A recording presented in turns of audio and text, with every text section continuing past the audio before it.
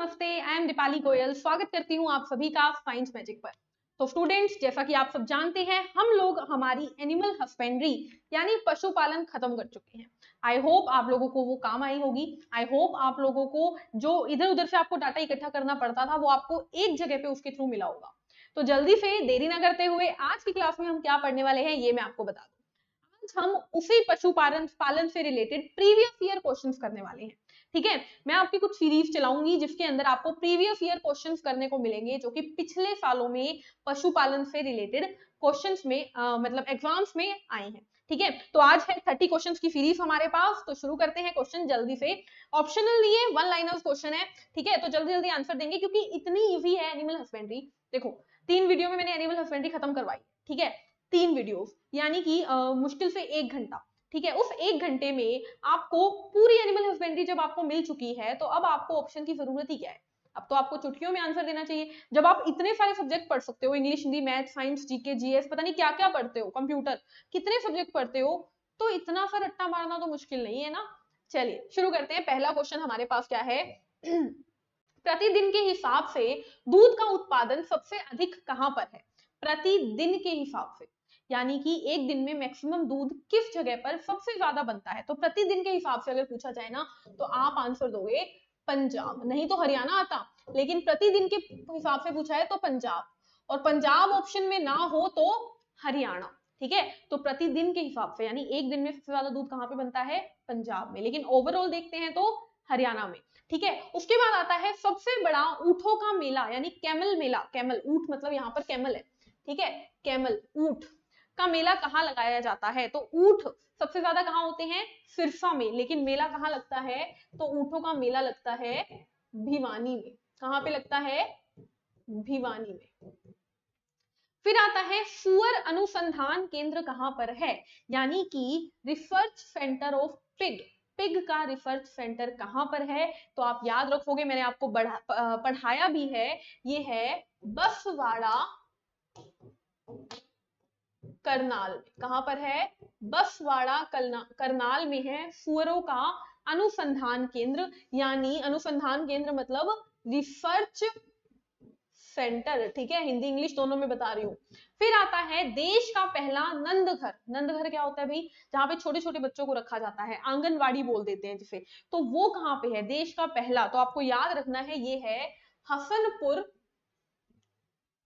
हसनपुर सोनीपत में। कहां पर, हसनपुर सोनीपत में। सारे प्रीवियस ईयर क्वेश्चन हैं जो पुराने एग्जाम में पूछे गए हैं। उसके बाद आता है 5वां क्वेश्चन, आधुनिक सुअर प्रजनन केंद्र कहां पर है, यानी कि एडवांस्ड रिप्रोडक्टिव सेंटर। पिग का एडवांस्ड रिप्रोडक्टिव सेंटर कहां पर है, तो एडवांस बोलो चाहे पुराना बोलो, आपको हिसार ही याद रखना है, ये भी मैं आपको पढ़ा चुकी हूँ।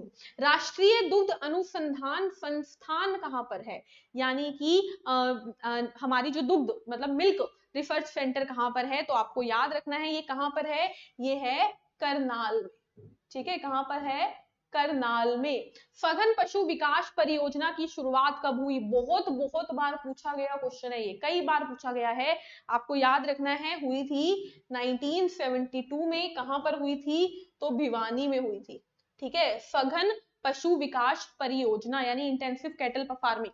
गरीबों की कामधेनु कौन है, तो मैंने आपको बताया था, गरीबों की कामधेनु बकरी यानी गोट को कहते हैं। गरीबों की कामधेनु कौन है, बकरी यानी गोट।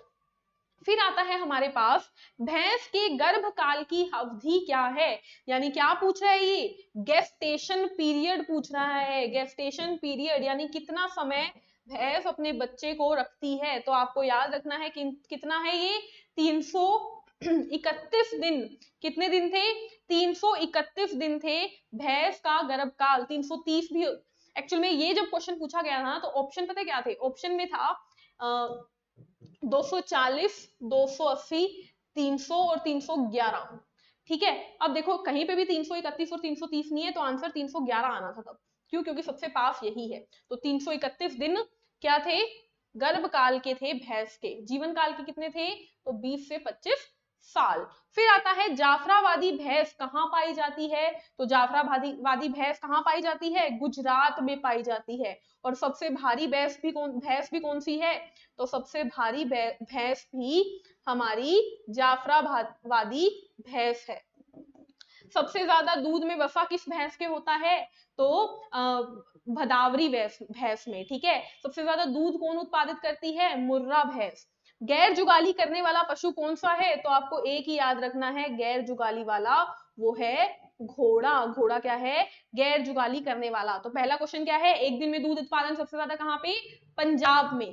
सबसे बड़ा ऊंटों का मेला कहाँ लगता है, भिवानी में। सुअर का अनुसंधान कहाँ पर है, तो बसवाड़ा करनाल में। फिर आता है देश का पहला नंद घर यानी आंगनवाड़ी, जहां पर छोटे छोटे बच्चों को रखा जाता है, वो कहां पर है, तो हसनपुर सोनीपत में। आधुनिक सुअर प्रजनन केंद्र यानी पिग रिप्रोडक्टिव सिस्टम कहां पर है, हिसार में।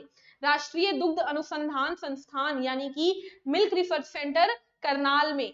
सघन पशु विकास परियोजना इंटेंसिव केटल फार्मिंग कहां पे है, तो 1972 में शुरू हुई थी, कहां से, भिवानी से। गरीबों की कामधेनु किसे कहते हैं, बकरी को कहते हैं। भैंस का गर्भकाल 330 या 331 दिन। जाफराबादी भैंस कहां पर होती है, गुजरात में, जो कि सबसे भारी होती है। और उसके बाद आता है गैर जुगाली करने वाला पशु कौन है, तो घोड़ा है गैर जुगाली करने वाला पशु। इसके बाद चलते हैं अगले क्वेश्चन पे।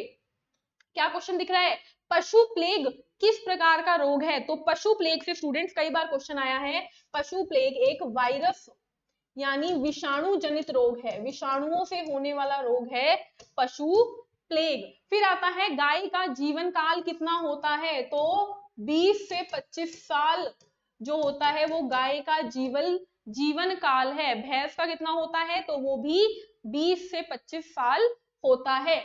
गहन पशुधन विकास परियोजना यानी इंटेंसिव कैटल डेवलपमेंट प्रोजेक्ट किस पंचवर्षीय योजना में प्रारंभ हुआ था, तो ये क्वेश्चन भी बहुत बहुत इंपॉर्टेंट क्वेश्चन है, बहुत बहुत इंपॉर्टेंट क्वेश्चन है। आपको याद रखना है तीसरी, किसमें, तीसरी पंचवर्षीय योजना, ठीक है। 5-5 सालों की कुछ योजनाएं चलती थी, उसमें जो तीसरी योजना थी वहां पर हमारा इंटेंसिव कैटल डेवलपमेंट प्रोग्राम शुरू हुआ था। थनैला रोग दुधारू पशु के किस भाग में होता है या किस अंग में होता है, थनैला यानी थन जो होते हैं जिससे दूध निकलता है, तो आप यहाँ पर आंसर थन भी दे सकते हो यानी थनों में होता है, या आप बोल सकते हो दुग्ध ग्रंथियों में होता है, ठीक है। दुग्ध ग्रंथियां यानी कि वह ग्लैंड्स, मिल्क ग्लैंड्स, जहां से गाय का दूध आता है, मिल्क ग्लैंड। भैंसों का परिवार है, भैंस का परिवार पूछो चाहे गाय का पूछो, क्या आएगा, बोविडे, ठीक है। बोविडे क्या है, भैंसों का और गाय का परिवार है।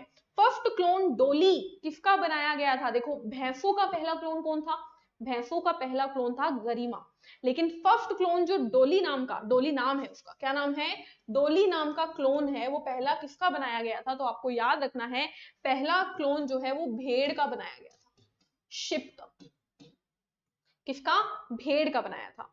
उसके बाद आता है गिल्टी रोग का टीका पशुओं को कितने अंतराल पर लगना चाहिए। गिल्टी एक रोग है, कितने अंतराल पर लगना चाहिए, तो एवरी ईयर, हर साल ये टीका लगना चाहिए, हर साल गिल्टी रोग का टीका लगाया जाना चाहिए। जहरी बुखार में पशुओं का तापमान कितना हो जाता है, जहरी बुखार एक बहुत तेज होने वाला फीवर है जो पशुओं में, गाय भैंस में होता है, और उसमें टेम्परेचर हो जाता है 105 डिग्री तक उनका तापमान चला जाता है। दुग्ध ज्वर किसकी कमी से होता है, तो दूध में क्या होता है, कैल्शियम, तो कैल्शियम की कमी से हो जाता है दुग्ध ज्वर। दुग्ध ज्वर किसकी कमी से होता है, कैल्शियम की कमी से हो जाता है।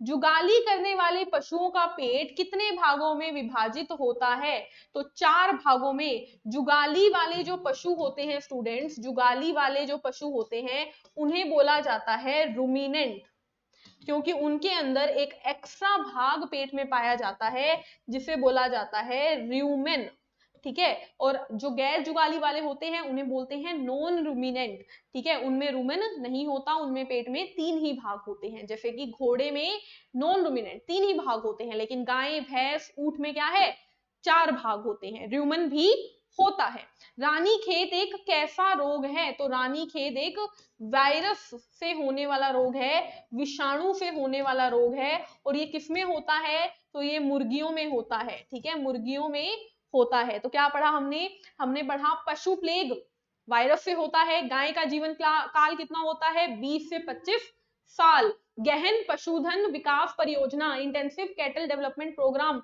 किस पंचवर्षीय योजना का हिस्सा था? तो तीसरी पंचवर्षीय योजना का।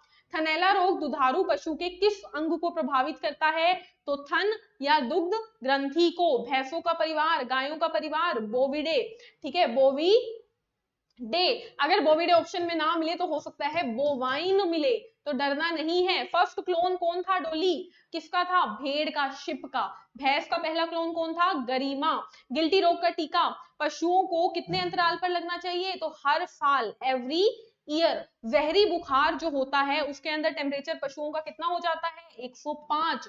दुग्ध ज्वर किसकी कमी से होता है? कैल्शियम की कमी से दुग्ध ज्वर हो जाता है, यानी मिल्क फीवर बोल देते हैं इसको। क्या बोल देते हैं? Milk fever. जुगाली करने वाले पशु यानी कि रूमिनेंट्स का पेट जो होता है वो कितने भागों में विभाजित होता है?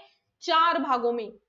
रानीखेत एक कैसा रोग है? रानीखेत एक मुर्गियों में होने वाला रोग है, और ये विषाणु यानी वायरस से होता है। उसके बाद अगला क्वेश्चन आता है जो कि मैंने आपको पढ़ाते टाइम भी बताया था। साहीवाल, साहीवाल किसकी किस्म है? तो साहीवाल क्या होती है? साहीवाल होती है गायें। सिंधी क्या होती है? गायें, ठीक है। थार पारकर हमने पढ़ी थी, कहाँ पे? पाकिस्तान में मिलने वाली। तो आपको यहाँ पर याद रखना है, थार पारकर गायें जो है वो कहाँ पे मिलती है? तो ये आपको सबसे ज्यादा पाकिस्तान में मिलती है। क्लियर है? उसके बाद आता है घोड़ा किस परिवार में आता है? तो घोड़े की फैमिली क्या थी? इक्विडे, ठीक है, इक्विडे। कैमल की फैमिली क्या थी? ऊंट की फैमिली बताओ, तो थी कैमिलिडे, कैमिलिडे। और अगर आपसे पिग यानी सुअर की फैमिली पूछ ली जाए तो आप क्या बोलोगे? आप बोलोगे फीडे, ठीक है। फीडे जो होती है वो सुअर की फैमिली होती है। तो ये फैमिलियां आपको याद रखनी है। फिर चलते हैं अगले क्वेश्चन पे कि गाय के दूध में कौन सा प्रोटीन पाया जाता है? तो गाय का दूध कौन से रंग का होता है? पीले रंग का। तो पीला क्यों होता है? क्योंकि उसमें कैफीन नामक प्रोटीन होता है, ठीक है। गाय के दूध में कैफीन प्रोटीन होता है जिस वजह से वो पीला होता है। गाय का दूध बड़ा बड़ा खट्टा क्यों हो जाता है? क्योंकि उसमें जीवाणु होते हैं लैक्टोबैसिलस नाम के। क्या नाम के? लैक्टोबैसिलस। कौन सा अम्ल होता है गाय के दूध में या किसी भी दूध में? तो लैक्टिक अम्ल होता है, ठीक है। और चीनी पूछ ली जाए तो लैक्टोज चीनी होती है, ठीक है। आनंद डेयरी कहां पर स्थित है? गुजरात में स्थित है, ठीक है। नेक्स्ट क्वेश्चन, हरियाणा का काला सोना किसे कहा जाता है? तो मैंने बोला था ये क्वेश्चन बहुत बहुत इंपॉर्टेंट है। हरियाणा का काला सोना कौन है? तो मुर्रा भैंस, ठीक है। मुर्रा भैंस जो है वो हरियाणा का काला सोना कहती है। ट्रैक्टर ऑफ हरियाणा कौन है? तो मुर्रा भैंस। मुर्रा भैंस का स्थानीय नाम क्या है, यानी लोकल नेम क्या है जिससे इसको जाना जाता है? तो आपको याद रखना है खुंडी, ठीक है। देख रहे हो जो क्वेश्चन हमने पढ़े हैं सभी वही आ रहे हैं, खुंडी। वर्षा ऋतु के बाद अधिकतर पशुओं में कौन सा रोग फैलता है? देखो जैसे ही वर्षा का सीजन खत्म होता है तो काफी सारे जानवरों में बीमारियां होने लग जाती है जिसे बोला जाता है पोंकनी की बीमारी। कौन सी? पोंकनी की बीमारी। तो वर्षा ऋतु के बाद कौन सी होती है? पोंकनी की बीमारी। पंत सम्राट किसकी प्रजाति है? तो देखो जहां पर भी आपको पंत सम्राट शब्द देखने को मिले वहीं पे लिख देना कि पंत सम्राट बैंगन की प्रजाति है, ठीक है। ब्रिंजल, जो जो इंपॉर्टेंट है बस वही करवाया जा रहा है क्योंकि बहुत फैमिलियां हैं, कितनी याद करोगे। तो ब्रिंजल की कौन सी है? पंत सम्राट किसकी प्रजाति है? बैंगन की। सुनहरा रेशा किसे कहा जाता है? तो सुनहरा रेशा यानी गोल्डन फाइबर। तो मैंने आपको बताया था गोल्डन फाइबर रेवोल्यूशन के बारे में। किसका था वो? कॉटन का यानी कपास का। तो कपास को क्या कहा जाता है? सुनहरा रेशा। अगर पूछ लिया जाए, सॉरी, कपास को सुनहरा रेशा नहीं कहा जाता, पटसन को कहा जाता है। किसको? पटसन को, ठीक है। तो सुनहरा रेशा। कपास को क्या कहा जाता है? तो कपास को कहा जाता है सिल्वर रेशा, ठीक है। कपास को क्या कहा जाता है? सिल्वर रेशा। क्लियर है? तो यहां पर हमारे 30 क्वेश्चन जो है वो खत्म होते हैं और ये सभी के सभी क्वेश्चन स्टूडेंट्स पिछले एग्जाम्स में देखे जा चुके हैं। ठीक है, तो एनिमल हस्बेंड्री आज हम इतनी रखेंगे, मिलेंगे नेक्स्ट क्लास में नए टॉपिक के साथ। तब तक के लिए चैनल को लाइक कीजिए, शेयर कीजिए, सब्सक्राइब कीजिए। Take care, thank you, bye bye.